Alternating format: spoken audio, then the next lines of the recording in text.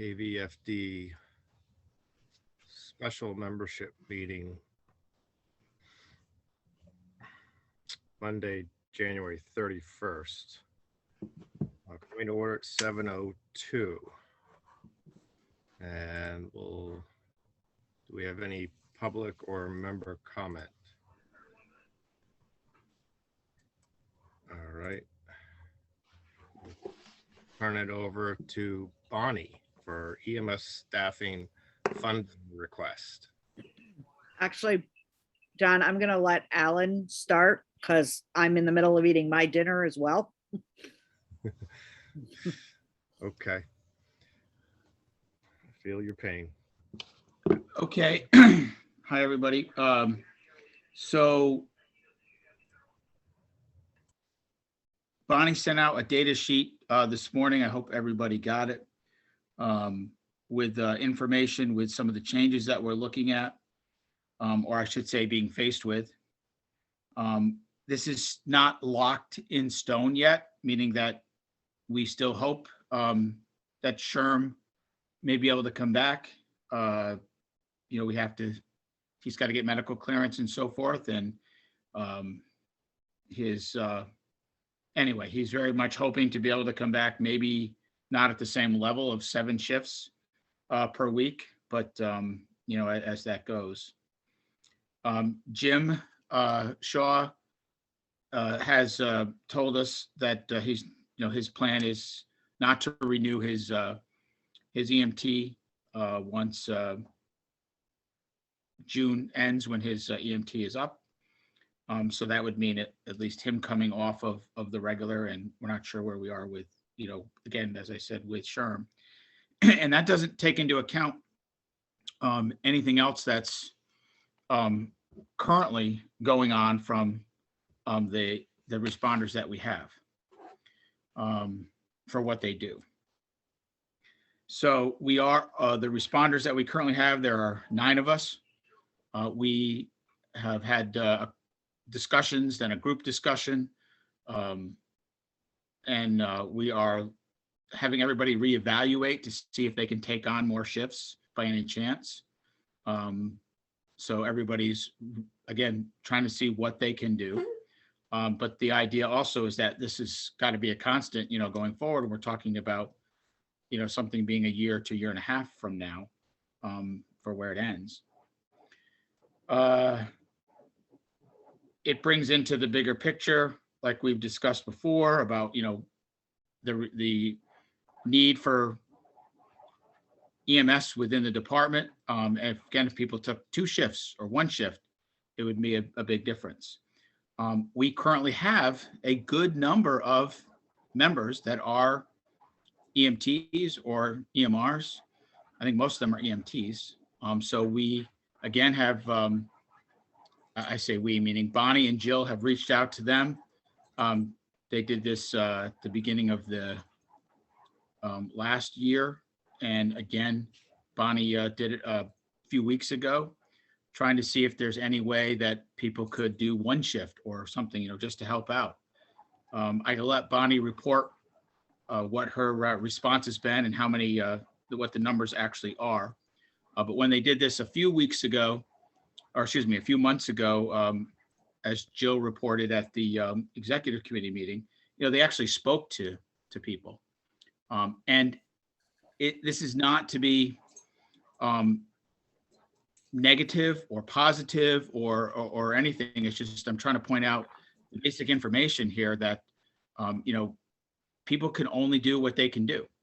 And everybody has different reasons where it affects them. So these are it's just kind of the facts of life right now. And it's been that way for a while. This is also, as we've discussed a year and a half or 2 years ago, this is a trend in EMS, and it's gotten worse. The pandemic greatly affected that.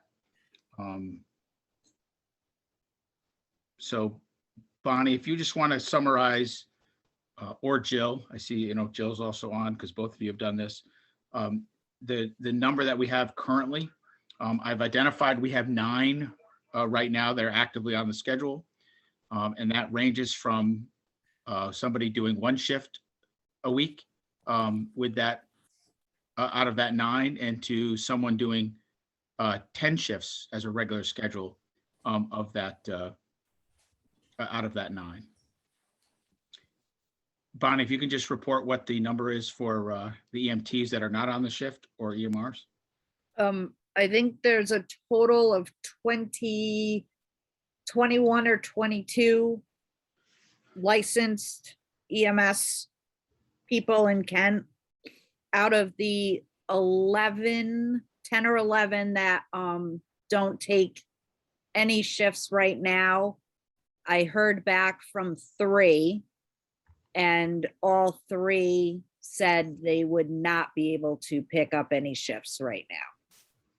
But there's still like 8 that I didn't hear from at all.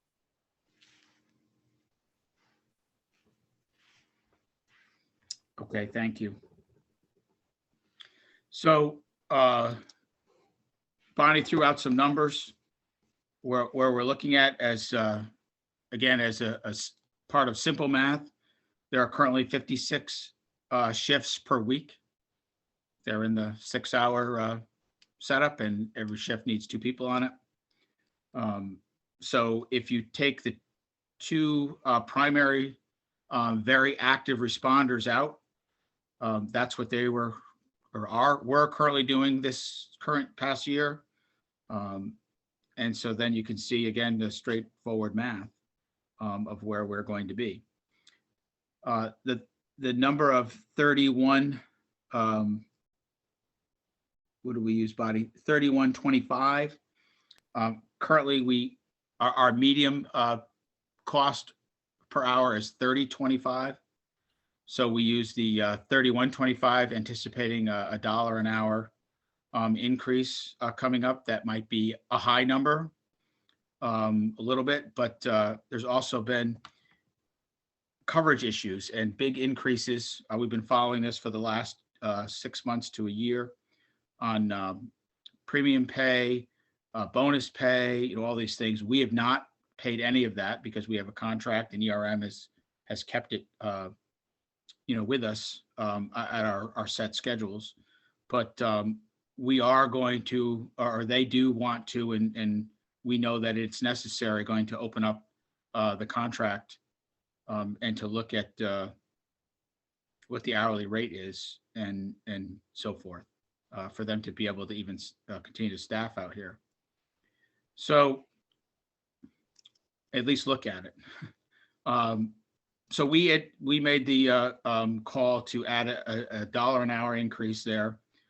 It's not as much as what was quoted to us from the other company last year, meaning, but we thought that this is a number that we should look at or use for budgeting purposes. So we got to figure out what number we're going to stick with, what number to go forward with, and or what changes, if any, can be done. We are fortunate that 2 members have recently joined KVFD, and we are fortunate that one of their primary interests was EMS, and are currently in the EMT class. So things have moved along very rapidly for them. So we're excited about that. Bonnie also reached out to both of them and to get a sense of what they thought their schedule for signing up on a regular shift may be. We're making some projections that way.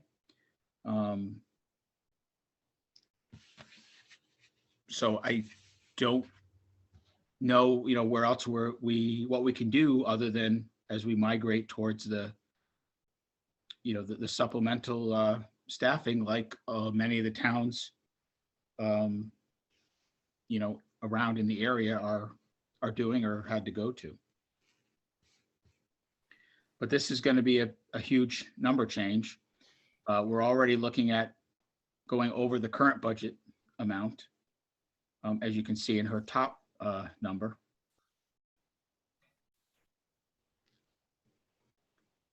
So that's it.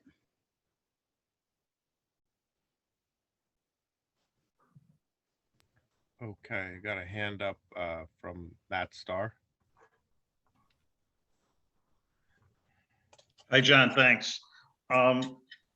Do we know what the effect is going to be on this year's budget for the fire department? Are we going to use up all the money in the current budget with the town? Alan or Bonnie?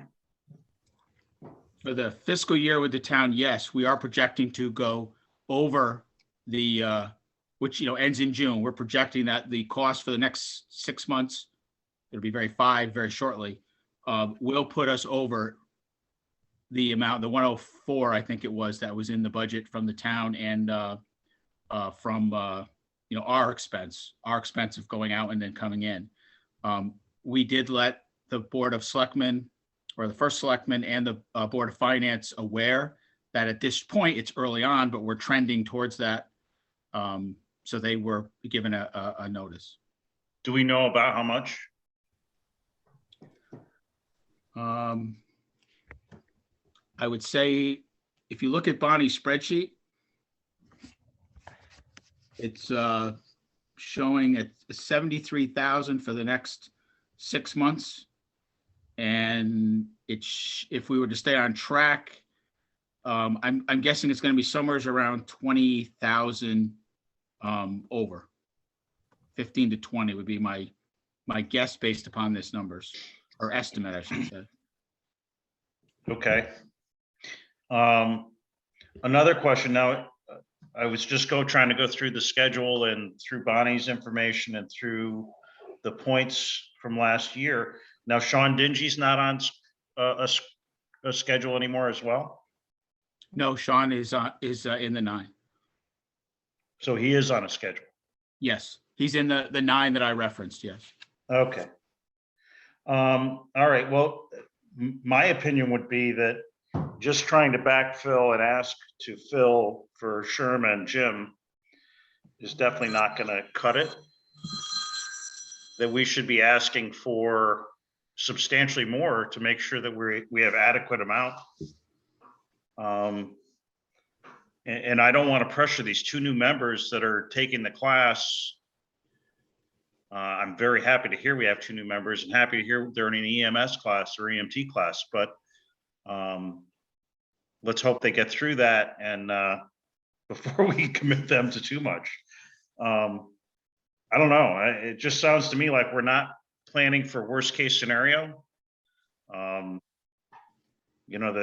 This sudden at the EC meeting to find out that we suddenly are in this condition. I really think that we need to plan better, and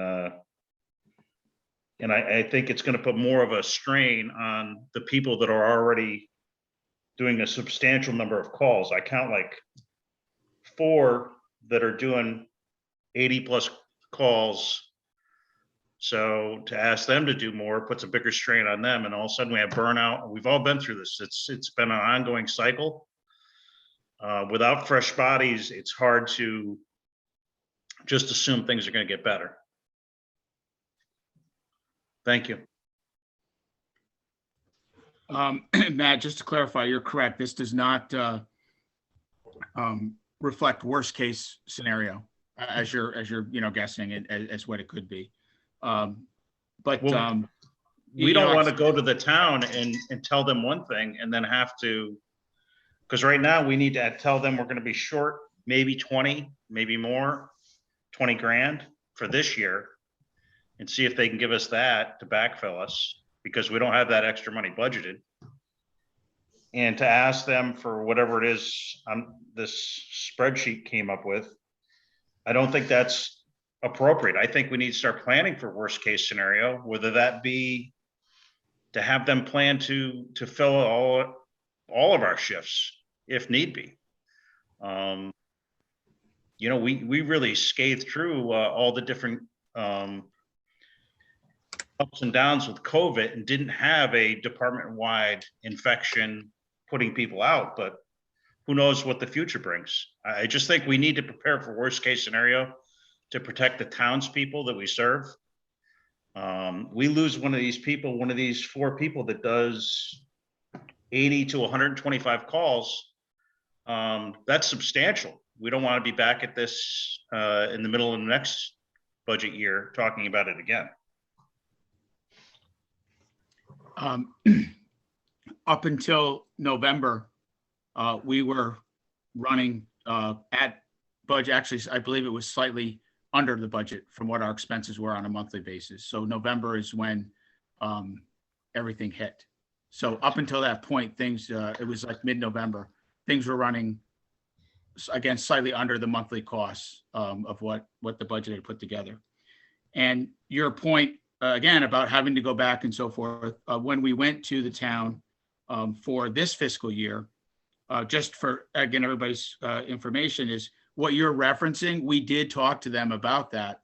And the selectmen, specifically Chris Garrity, said, no, I think you should stay where you are. If you need more money, then come back to us. Stay at the 104 and so on. Again, his philosophy, his thinking at the time, maybe, I'm not saying everybody agreed with it, or disagreed with it, but so that's, what was done just as a point of history. But look, it's something very small happened, and all of a sudden here we are, you know what I mean? Not even just halfway through the year and then running into a projection problem. So I clearly hear what you're saying.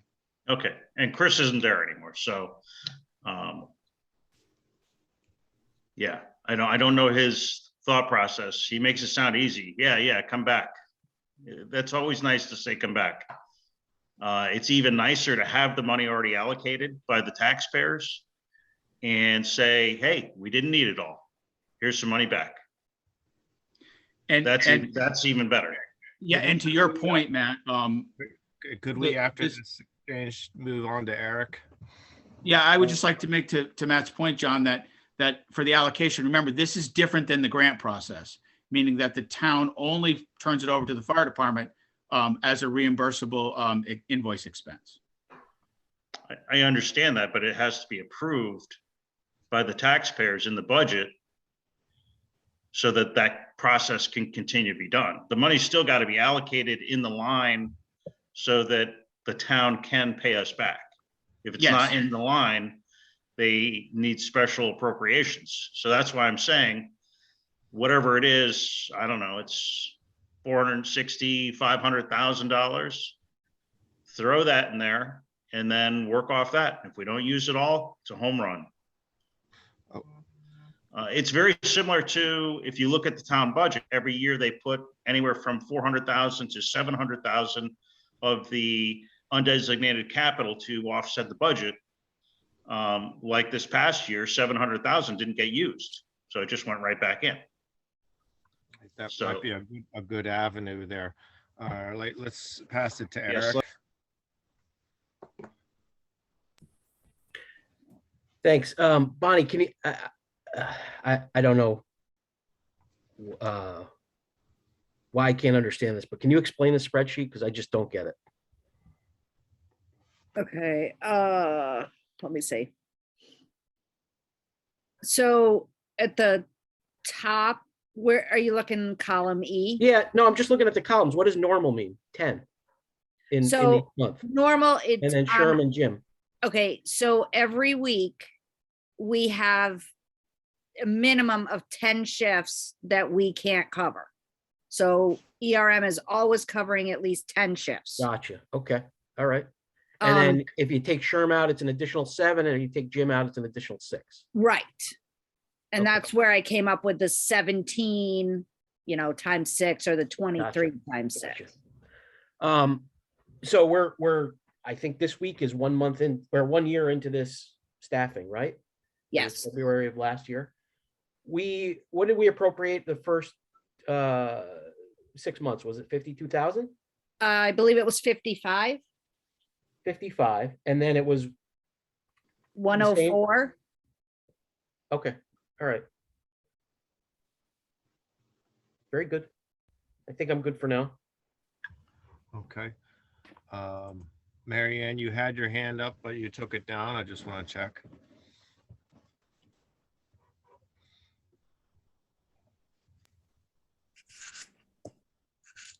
Yeah, thanks, Bonnie, for putting this together, number one.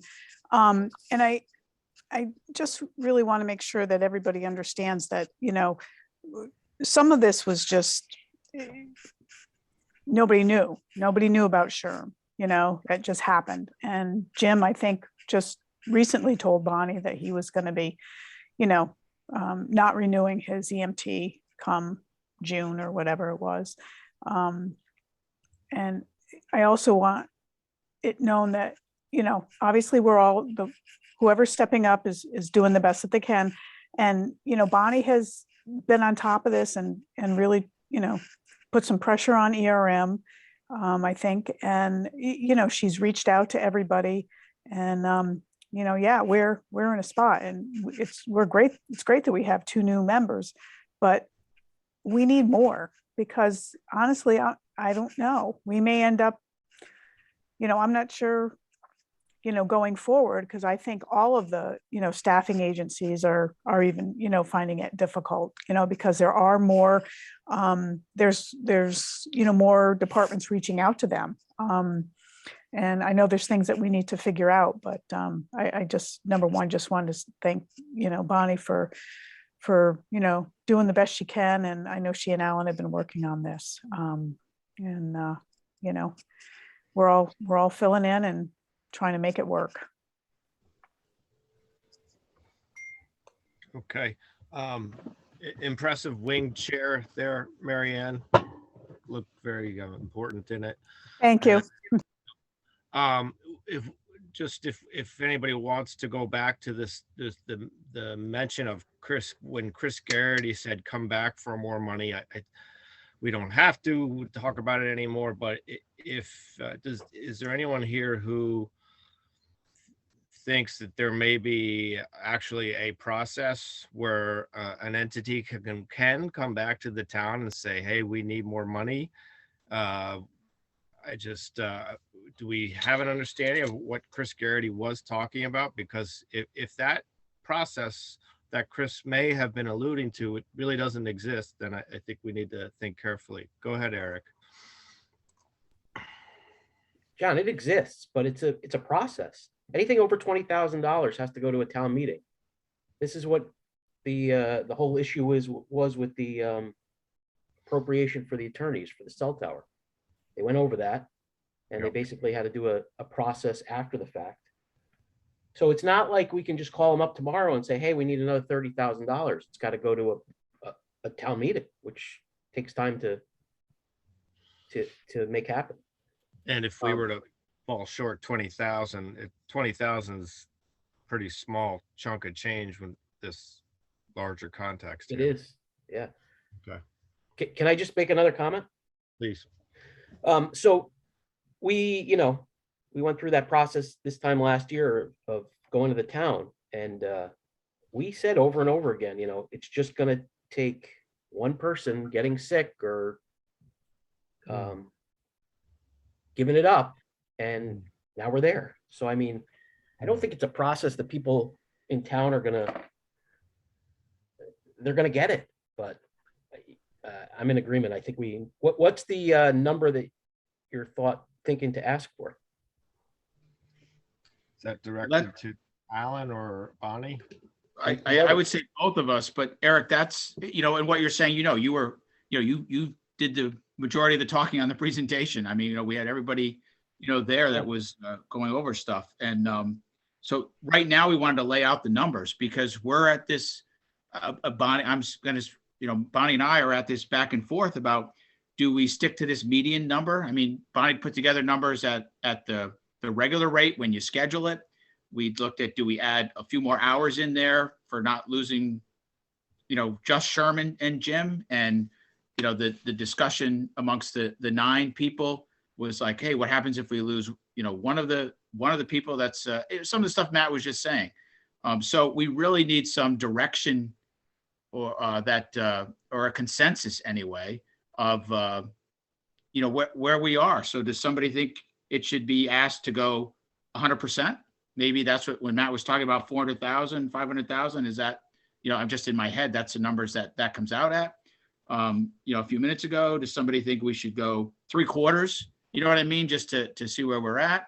Obviously, whatever we think, we're going to have to articulate that to the Board of Selectmen and the Board of Finance, but we want to make sure that we're all standing, behind it. The Medic 4 program, and Bonnie can comment on that, but it's a factor. I don't know if you've already heard, they did get an extension, but at the new rate. So it was a couple $100,000 increase overall cost of the medic. I don't remember exactly to quote what Kent's rate increase is, but it was percentage-wise, it was huge. So, it's in there. We've got to come up with something. This was at the minimum, of what we need to do, what you're seeing in front of us. Can I ask one other question? Please, go ahead. I don't know where I heard this. I don't think it was at the fire department, but maybe it was. Is there also a concern with the staffing company being able to cover the shifts? Yes, and you definitely heard that from in the fire department. We talked about that. Yes. Okay, so is this the wrong staffing company that we're contracted with, or should we be looking, or what's the thoughts there? The thoughts there are that we're definitely relooking or talking to the only other one. And that also, I think that we probably going to have to put a committee back together again, just to look at all our options, whether we look at internal staff, you know what I mean? Whatever those options are. I remember how we did that before, but I do believe that all the options have to be on the table. Bonnie has already reached out. Bonnie's been in touch with other services, about do we try to form some more regional approaching to this? Because all of a sudden, 2 years ago, and Eric, you'll know this better than, or, as good as anybody. 2 years ago, the town separately for EMS was paying nothing. And now at going with this minimum, you're at, 224, 225 plus, Bonnie, what's the paramedic program now? 76, 77? So you're at 76, yeah.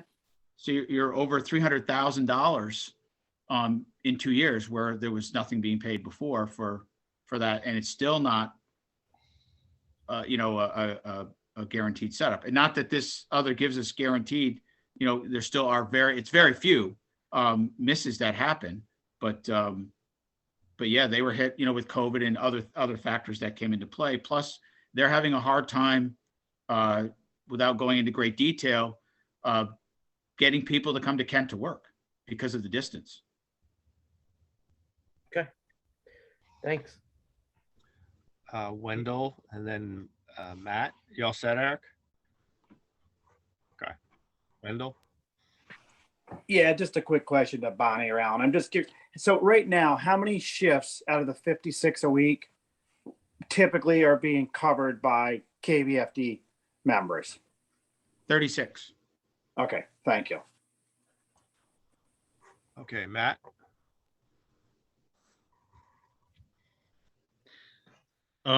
I was just gonna say, I come up with like 546,000 is the total. But we do pay out in stipends. So if you were to take that 546 and deduct whatever we have in our budget for this upcoming year for stipends, we could ask for the balance to be put in the town budget. And then, as we all know, it's get reimbursed type situation. So the town is not out the money in advance. It's not like a grant. I think it makes sense. And the stability is that we assure the people that we want to make sure that we can provide adequate ambulance coverage, regardless what happens with our staff. I don't want to say that, but listen, you're not talking about 30 people, you're talking about 9. So, it doesn't take a lot when you're basing it on 9 people. Somebody gets in a car wreck, or somebody has to leave, somebody can't do it anymore. Somebody has a mental breakdown because they had to work too many shifts. I just think, You take that 546, you subtract out whatever our budgeted amount is for stipends. And tell them, we're doing our best effort to make sure that we provide adequate emergency ambulance service for the town. That's our goal. That's all that matters. I don't think anybody can really argue with that. Yeah, true. Jill,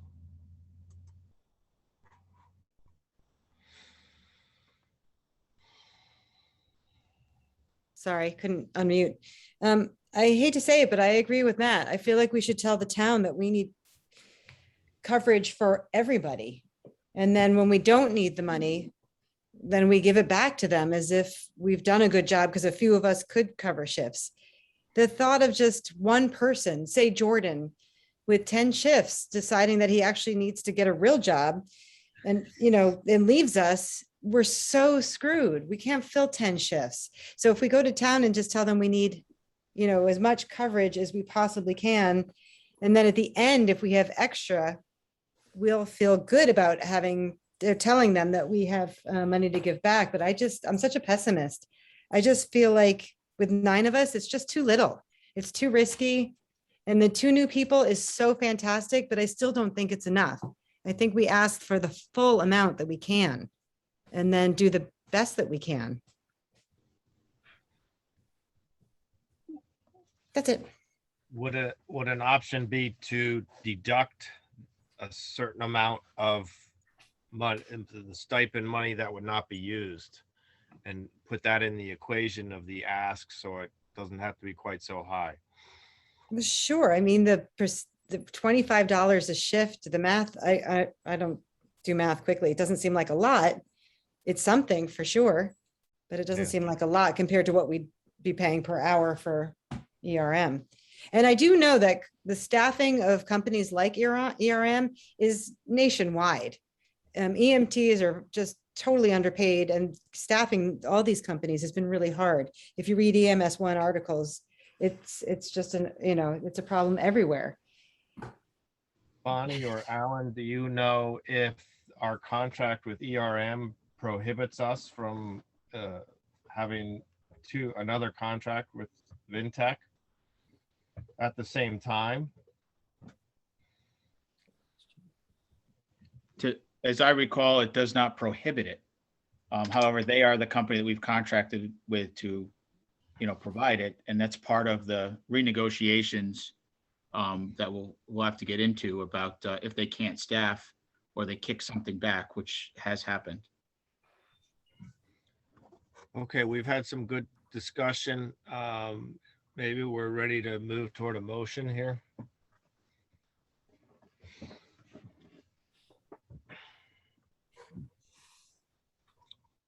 Eric, go ahead.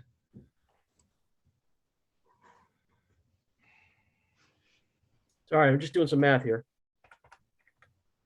Am I correct in saying the stipends for 36 shifts a week is 75,600? Well, if you ran $50 a shift, because Isn't it- that's 2 people, Isn't it 25? 25 per person. Well, is it 36 shifts open or 36? Alan, do you know? Yes, it's 36 shifts are currently being covered by, out of the 56, 36 are currently being covered. So it would be 36 times 25? Right, yes. Okay.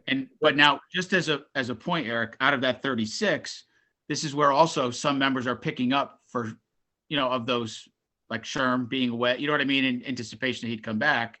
So they're doing extras. It's not normally, that's not their long-term goal, is to do all of those 36. Bonnie, correct me if I'm wrong. Some of those would probably go down a little, correct? At least Correct. 3? So Yep. give me a number. Is it 30? Is it 25?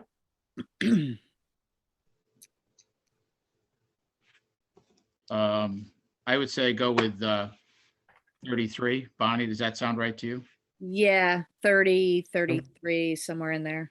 I'm gonna use 30.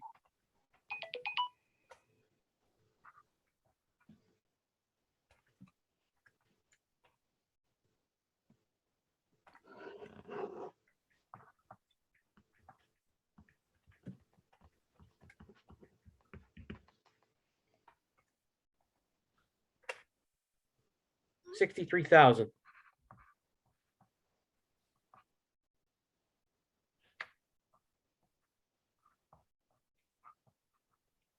Eric, can you tell me how you came up with that figure?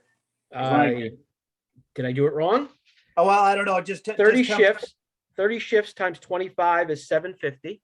Yep, 750 times 7 is 5250. Is that right? Per week? That's Seven- not right. Yeah, 30 shifts a week, right? Right. correct, right, okay. Yeah, so it's $750 a week is what A we're week. spending.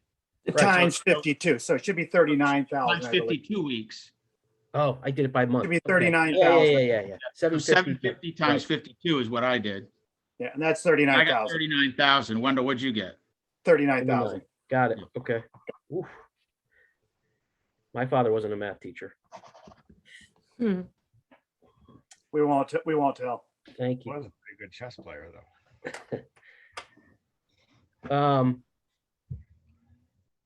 That's 500,000. If you take the 546 minus the 39. I mean, it's a little more, but you ask for 500,000.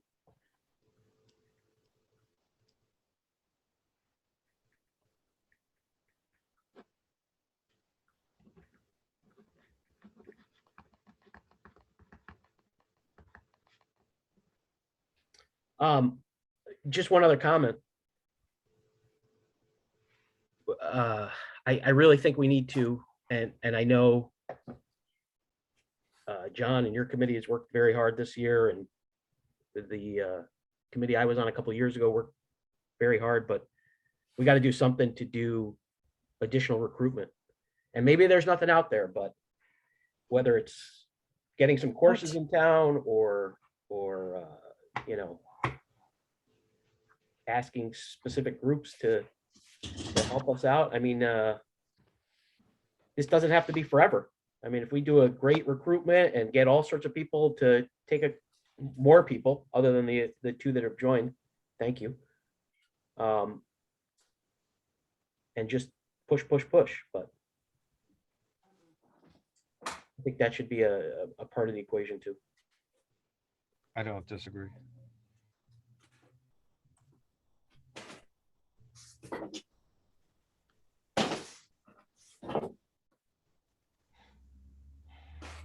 Okay, Bonnie or Alan, there's seems to be some leaning toward the 500,000 figure.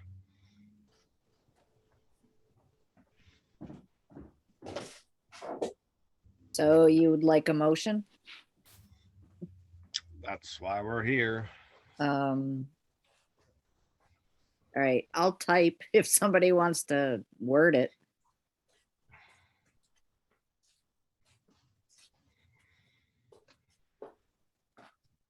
I'm typing it, Bonnie. Oh, thank you, Eric. And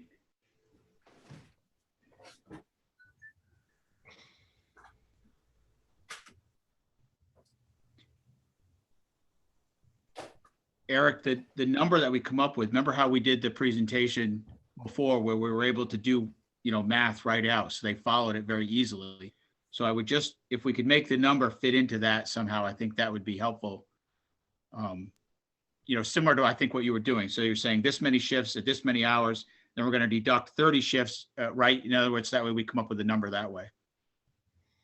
And that's what we did originally, if you remember. And then we were at the first year was 52, I think, and something. Remember, we had it down to the pennies, we rounded up, and then they, Yeah. the 55, they wanted a little extra in there. So I can't do that on the fly, so I'm gonna need some help.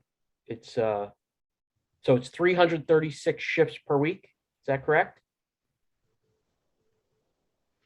No, There's I'm 56, sorry. 56 shifts per week. 56 shifts per week. That's the total shifts. That gives us 2 people 24/7. Yep. 56 shifts a week. 336 per month.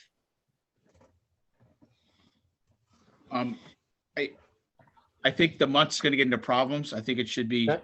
we do weeks because you have long months, short months, you know what I mean, stuff. So if we just do this 52 weeks in the year, I think is how we thought it should do it. So I guess what we're saying is out of those 56, do we want to budget 30 that are going to be covered by ourselves? Do we want to, you know what I mean? What are we looking at? Or are you saying, let's budget everything as if we had to pay somebody all the time and then just deduct what the stipend is? So we know that that's going to be heavy loaded on the other side. Yes, so 546 is the total for covering all the shifts. And 39,000 is the 30 shifts paid out in stipends per week. Because that way I know I just want to make sure and everybody follows that the 39,000 savings is because it's a cost for the stipends only. It's a lot more to pay somebody per hour. So that there's a lot more savings in that number for every times member of KVFD does the shift, on that. But at least it gives us a spot to start. And so the 546 is the 3125 Correct. per hour, right? That's how you guys came up with that number, or whoever got that number. I didn't do the math on that one. That's how I got it, right, Matt? Is that how you got it? Yeah, that's correct. That's the, it's the 3125 an hour. 3125, the increased rate that Alan threw out at the beginning of the meeting. And I just bring out the point, our current budget for 22 shows 55,000 in stipends. I don't know if that matters anything, but I put that in the chat. So Oh, maybe you- use our current budget, because again, we're anticipating more than the 30, you know what I mean, as you're talking about. That was my point. You take the 546, subtract what we budgeted, 55,000. I don't know, what's that, 491 or something? 491, yep.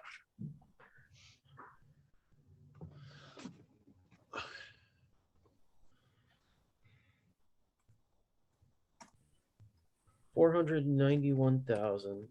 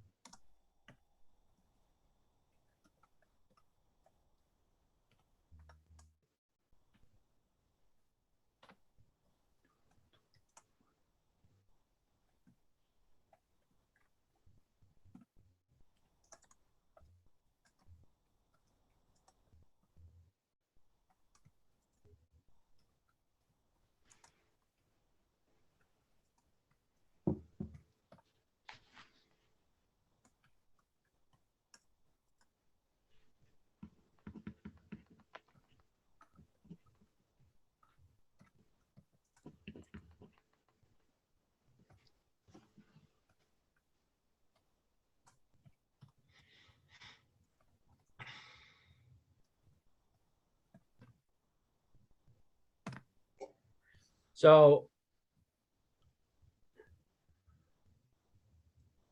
there's a little bit of a problem with that 55,000 because our fiscal year is January to December.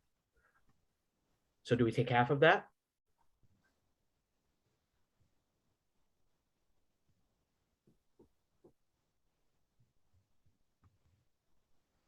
Anybody? Go with it? I guess we're covered if we use that. But it's just going to come from two different Right, it would just come fiscal from, years of ours. yeah. All right, I'll throw this out here for discussion. Maybe not. Did I just do that? Sorry. Something you-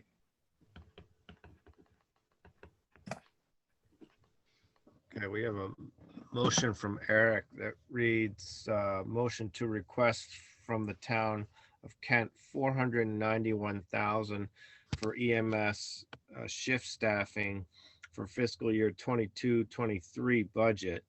This amount is the total to cover shifts less the stipend budget for volunteers. Seconded say- by Matt. Cover all shifts. Sorry.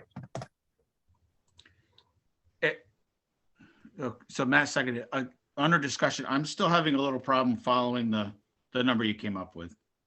So I took, and Wendell, if you can jump in, or again, Matt and Eric, whatever, just see what I did. I took $31.50 an hour times 48 hours. Yep. Because you're talking about having a paid person there, well, one full day. So there's 24 hours in a day, but we need 2 people. So that's times 48 hours. So I came up with 1,512, and I multiplied that by 365 days in a year. It's 3125, Alan, not 3150. That would be probably my difference. Does that make sense?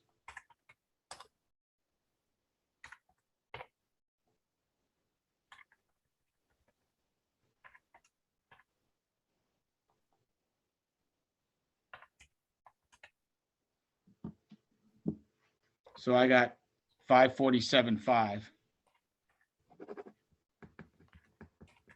Yeah, that was the figure I was getting on earlier. I wasn't gonna bring up the $1,500 difference, so I wasn't sure where it was coming from. I did it again. I got 546. So what, I'm doing something wrong, I guess. Are you on 364 days a year, not 365? Nope. Okay, yeah, I don't know then. So Eric, do 3125. Yeah. I did 3150. My mistake there, clearly. 3125 times 48 hours $1,500. times 365 days. Oh yeah, 547.5. And I just want to be able to be, accurate numbers when we're going forward and make sure we're all talking the same thing, but if we're going to lock a number into a motion.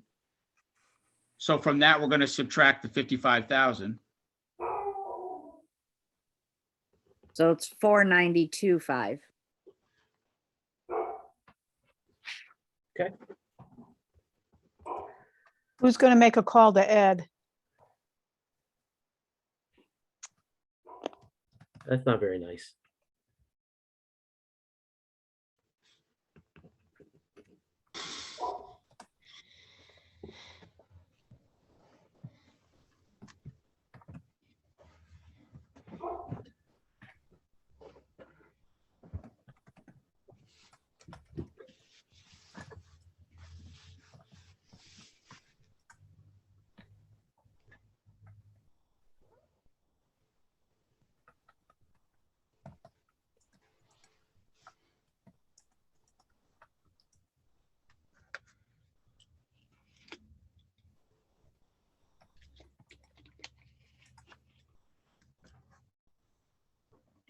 What do we call them, the staff? I want to differentiate between hired staff, right? Yes. Or paid staff. Hired, I think, is the term, Eric, that was used a year and a half ago. Okay.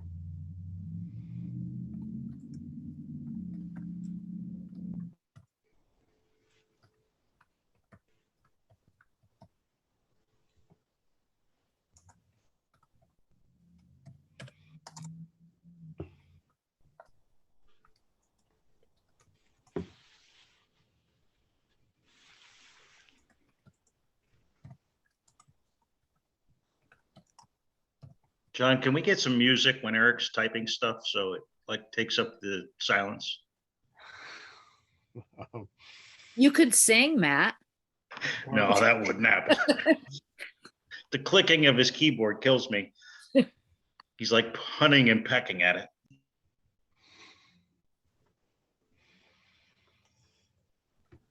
Painfully slow. Guy is going out on a limb for us. And all we can do is Eric, all I can say is it would be much slower if I'm doing it. I'm his sponsor. I'm allowed to. It was 547.5. Yes. Yes. 492.5. 492.5 less 55,000. Okay. So, John, I assume you're taking the minutes. You can disregard that first motion. Okay, yep. It actually dawned on me very recently that I was. Okay, the revised motion to request 492,500 from the town, no, music, for EMS hired staff for fiscal year 22-23 budget. This amount is total amount to cover shifts less the stipend budget of 55,000 of volunteers. 4 volunteers, sorry.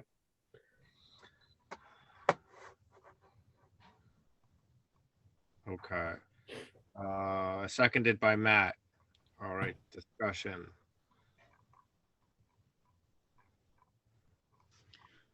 I would just like to say that, again, it's definitely looking at the worst case scenario, but I don't know whether that's, I guess it doesn't hurt and we could see what their thoughts are, but what our committee did, and Eric and Mary Ann can comment on this, is we tried to pick a medium, a neutral, instead of going with the worst case scenario. However, we did have one drop and here we are. And as Matt pointed out and Jill has pointed out, if all of a sudden something else drops, we're in real big trouble. Would it be helpful for these numbers to get to the Board of Selectmen sooner before the meeting, before we workshop with them?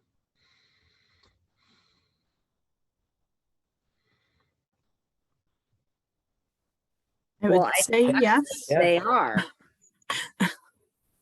Don't they have to be submitted within the next couple days? As soon as you can get it to Barbara, so she can roll it in for us when we're having the conversations, for sure. Agreed. It's not, I mean, is the moment it gets to Barbara's desk, does it automatically go to the selectmen? So a couple of things, she works part-time. So she's not here 40 hours or even 30 hours a week. And she would need time to, roll it up into the larger budget. Right. She's very fast and very efficient, but everybody has, their limitations. Hers is really of time. Okay. All right, anything else before we call Eric? Forgive me, I came in late. I'm just curious, why are we subtracting the stipend budget?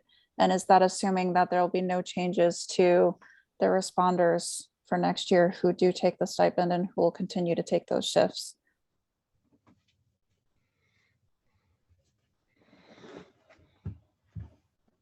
Yes.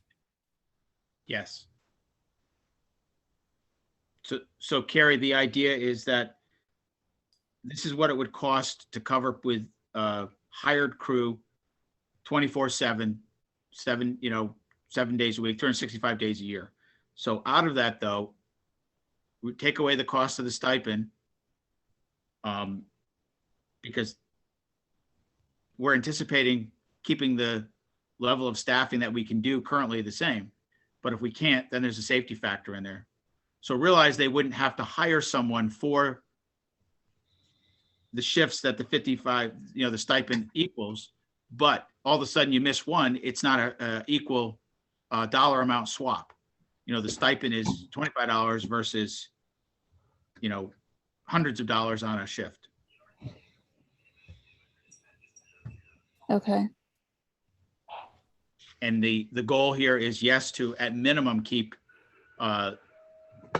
the stipend members of Kent Fire Department still covering those shifts. And the more we cover, as was talked about earlier, the better the numbers look in the end. And didn't this all start because we're possibly looking at a reduction in a couple of those numbers?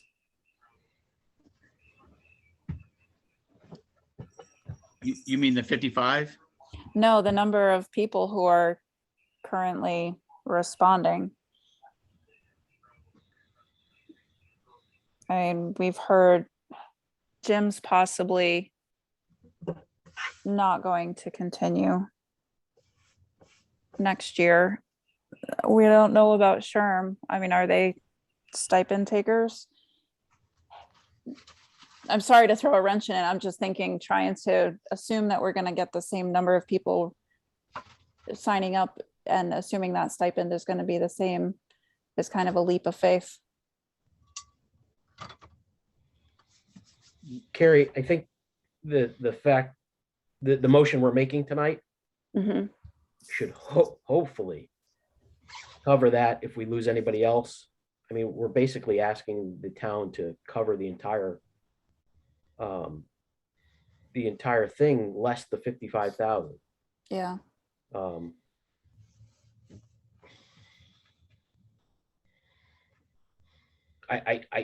guessing by the spreadsheet that came out, and please correct me if I'm wrong, that the thought wasn't to ask for this much money from the town originally going into this meeting, but maybe I'm wrong. No, you're correct. So I think we're protecting ourselves by asking for more. Okay. And it was said earlier, I don't know when you got on, but you know, if the volunteers cover the shifts and we don't use that money, hopefully we look like somewhat of a hero by not using it all. Okay. Thank you.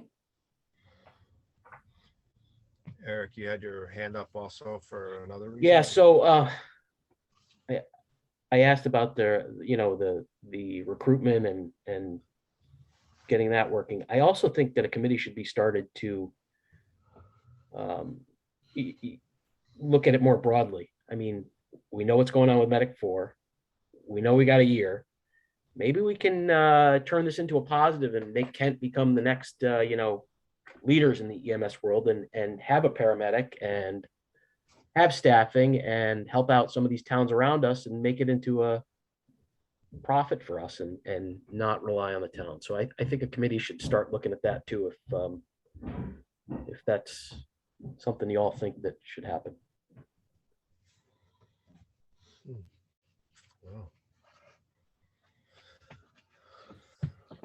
Wow. John, I couldn't find my hand, but I mean, I think, I don't want to speak for Bonnie, but I know that it's not necessarily maybe a organized thing, but that has definitely been kind of on the table, and I agree, if Kent can be the leader there, that would be awesome. So. Yeah, I agree. We definitely need to start having some conversations for sure. There have been, brief ones over the years with Mike. I had some, I think Bonnie has done that as well. But you're right, Eric, it's time to kind of really step up and, and do it. Or at least, like you say, get the committee together. Okay. If there's not any more discussion, call the question here. Motion to request $492,500 from the town of Kent for EMS hired staff for fiscal year 2022-23 budget. This amount is the total to cover shifts less the stipend budget of $55,000 for volunteers. Okay, if we could vote in chat, that would be great. If anyone is unable, let me know.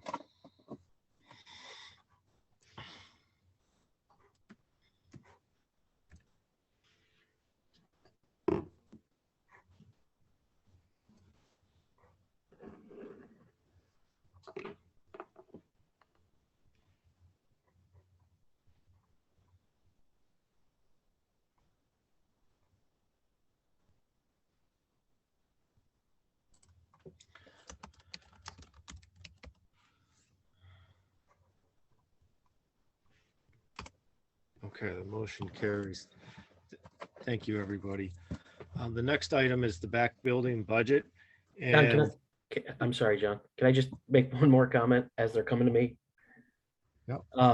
One other committee that you should think about is a building committee. Because if we're gonna have staff overnights, we should probably talk about bunks. So just another one to hit you with. Thanks. okay.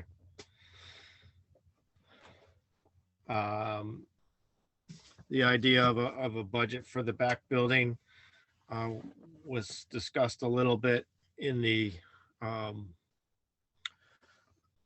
amongst the members of the committee. Dan Soul is the chair, and Sherman, myself are members of the committee.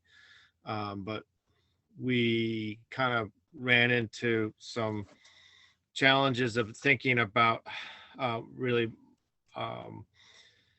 more important, setting up a process where we could have $5,000 or so ready for repairs that may surface.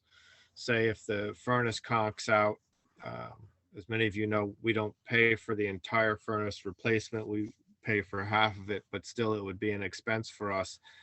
And it would require a special meeting, if not an emergency meeting of the membership to approve money like that. My understanding is that it would not fall under a similar policy to that pertains to the firehouse, where things like that can get covered. So could I get some direction for the building committee on what would be, so that we can be the best kind of landlords or suitable landlords and responsive landlords for Billy in the back building? Is that, I'm guessing that's going to be a policy that would have to be established. I don't know if a budget would really cut it. An approved budget by the membership, it would, I don't know if there's a consensus that the back building is a fundraiser. So I was asked by the chair, Dan Soul, to really kind of pose these questions to the membership rather than seek an approved budget tonight. Go ahead, Matt. Sorry, having trouble with my button. John, I think, I used to be facilities back when we first moved into the building, and that included the rear building. So I think it's very similar to the front building. If there's a failure of the systems, just like if there was a furnace failure at the front building, we would have, it's already determined that we have the ability to replace that or repair it as needed, without having a special meeting or whatever. I think, just my opinion, maybe this is happening and I just haven't seen it, but back in years ago when we went with Mitchell Fuel, we started a program, this is back in 2012, I think, of having them service all the furnaces annually. And we found that they were in horrendous condition, that they hadn't been getting serviced. So I think the committee needs to look at, two things: standard upkeep. And I know Eric just got awarded the position of facilities for the front building. I don't know if he'll help out with the rear, but that stuff just needs to get serviced and maintained, just like our sprinkler system, just like everything else. And then you kind of have some forewarning on the catastrophic failures, and you don't need to have special meetings. Do you think a back building budget is necessary that kind of anticipates? Well, there's a bunch of money there, John, that's for the repairs from the damage from the flood. Right. So it really comes down that money, to about estimates. You really should be getting estimates to fix all that stuff, and we should be getting the repairs completed. And I think we have adequate money to do everything that's needed back there. Yes, we do. We do have adequate money, and it's been set aside, and it's been as most people know, a really tough time finding contractors to even arrive to give an estimate. So Tim Sneller has been a little more responsive with Billy. And so it seems like Tim is gonna come visit soon to give an estimate on the repairs that are.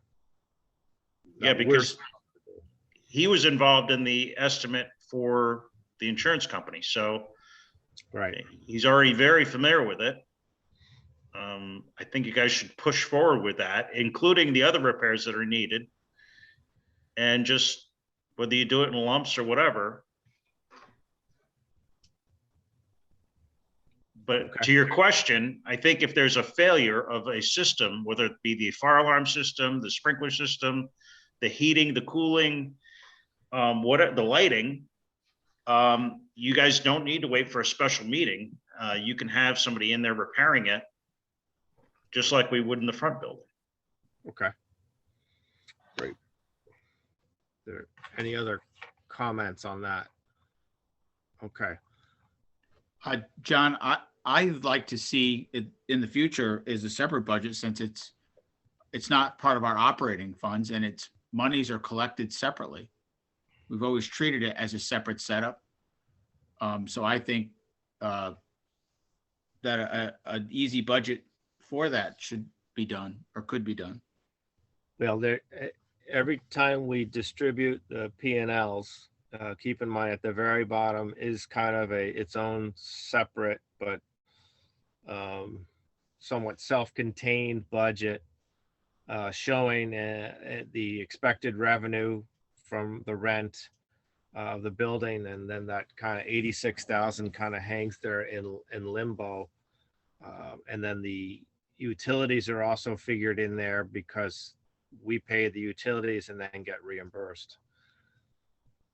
And, So and that's my point. In other words, the way it's been being tracked of late and reported, it's doing it as a separate. It's not all bundled into the operating budget.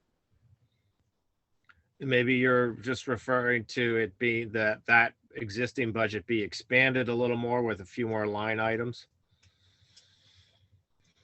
Yes. So in other words, whatever the expenses are, I think it should show the expense item on it, like referencing what Matt was just talking about. In other words, again, I'm not talking about a catastrophic failure or something, but I think going forward, since it is almost its own entity, and maybe entity is the wrong word, but it collects its own revenue that you document and show on a profit and loss sheet, but it's not showed on our operating budget. On our operating budget, we show transferring monies into our operating budget.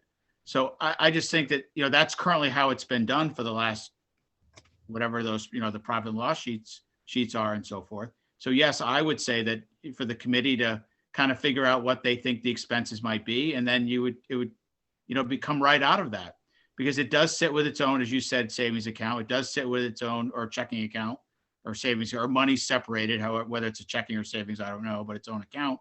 And then when we're going through our budget process for our operating budget, we look at that as a revenue source, you know what I mean, to put money in. We don't look at it as a normal revenue into the operating budget. We look at how much money will transfer in or transfer out, something like that.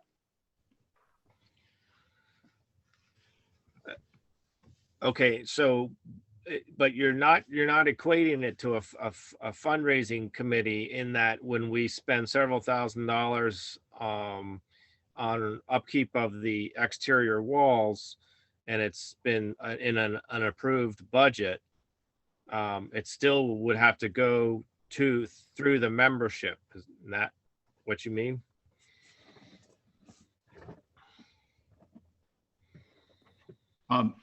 I guess, no, I would, it's not I don't look at it as a fundraising committee in the way that we do other fundraising, but it does generate revenue for the department. And there's expenses associated with that revenue as it comes in.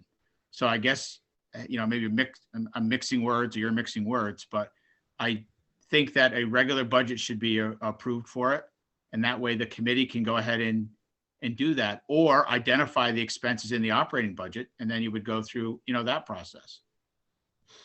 All right, go ahead, Matt. I was just gonna say, our budget's already was approved in January. You know, the rear building can have as many lines, and it has a bunch of lines in there. They're just shrunk down because they're not used. But I think what you're getting at, John, is using that insurance funds. Isn't that correct? Yes. Yeah, so the money is already there. Everyone's well aware of it. I truly think you guys just need to come up with a proposal to the main membership of here's how much we want to spend to do the repairs. Whether that be the whole amount or whatever, but it's got to encompass all the repairs that were outlined in the claim, I would think. Okay. All righty. That's good guidance. Appreciate it. And